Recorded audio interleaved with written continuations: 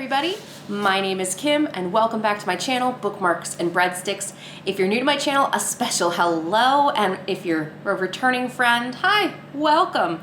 Today I am doing the end of the year book tag. I am kind of shocked that we're doing this, but it's October 31st, so I guess the end of the year is coming. I saw tons of people doing this tag. It looked like a lot of fun. And let's see how I do, considering I am a food writing booktuber. I think there are not less surprises in my genre, but maybe less, there's more predictability, if there's somewhere in between those two.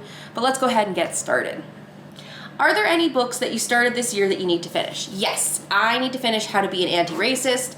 I'm actually debating switching over to an audiobook because I've been told that the author narrates it himself, which is a big draw for me when it comes to audiobook versus hardcover. I've been reading it in small bursts, and I think I need to finish it. Like, there's no other words. Like, you're either an anti-racist or you're a racist. Well, I want to be an anti-racist, and I need to do my homework and get my ass in gear. Second question, is there a new release you're still waiting for? There is a new release I'm waiting for. It's Anthony Bourdain's final book, A Traveler's Guide, but I do think it's officially pushed to April of 2021 due to delays via COVID. So is there another book that's coming out that I really want in the food writing space?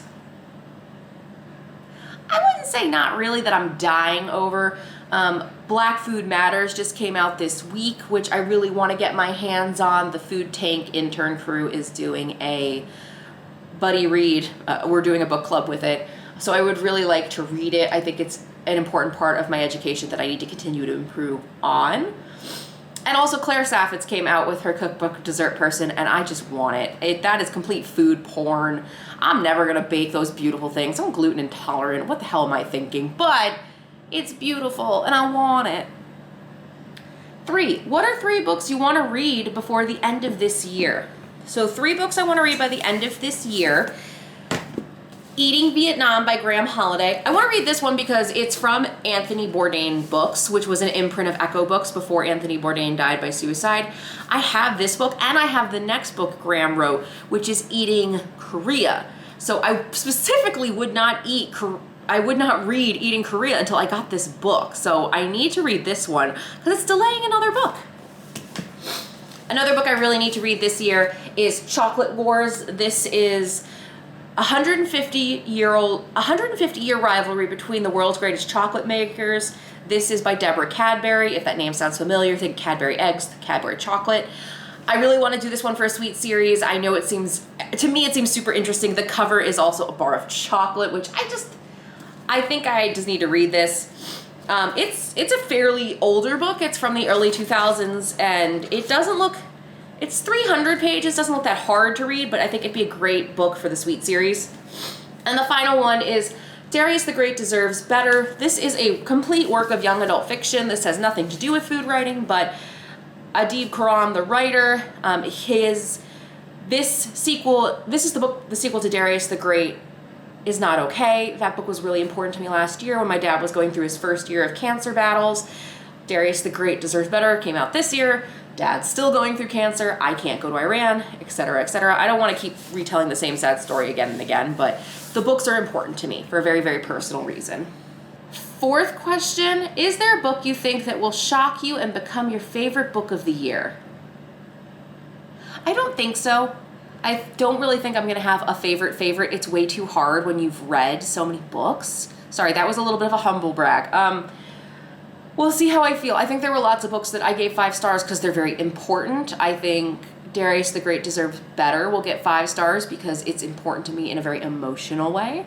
So I don't think there's one that's still left that could shock me. There's a lot that I think are going to be in the top 10. I think narrowing 80 plus read books in a year down to a top 10 list is going to be the hardest part.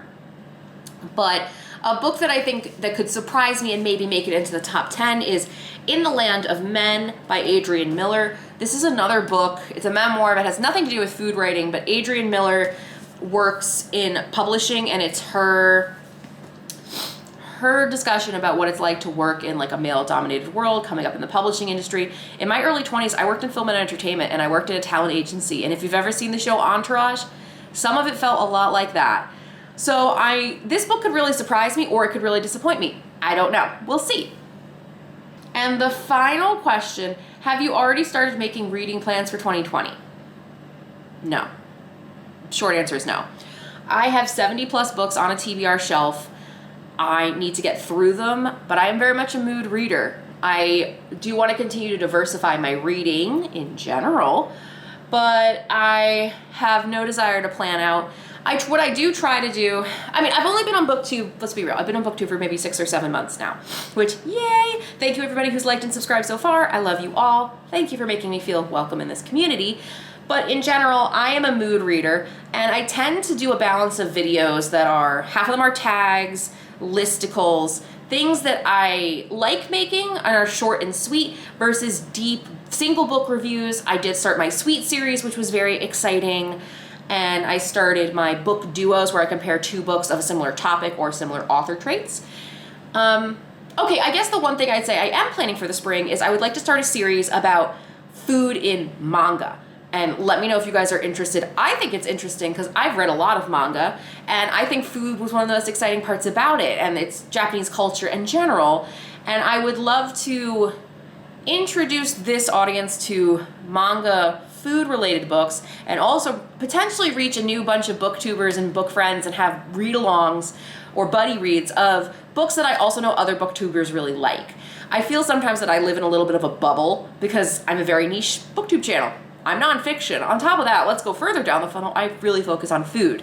So this is challenging me to expand my horizons and hopefully find some more common ground. But let me know, what do you guys think about a booktube series all about food in manga? And I'm also thinking maybe I create or cook a recipe from that series, which I know Leslie from The Nerdy Narrative has always wanted me to cook something from a book. This is not going to become a cooking YouTube channel because I'm not a great chef, but I do like a challenge. That was a long tangent for probably the expectation of a very short question. So that is the end of the year book tag. What do you guys think? Anything jump out? Is there anything you think, Kim, you gotta read this by the end of the year? Let me know in the comments below. Don't forget to like and subscribe. Stay safe, wear a mask, support your local bookstores. See you in the next video. Bye.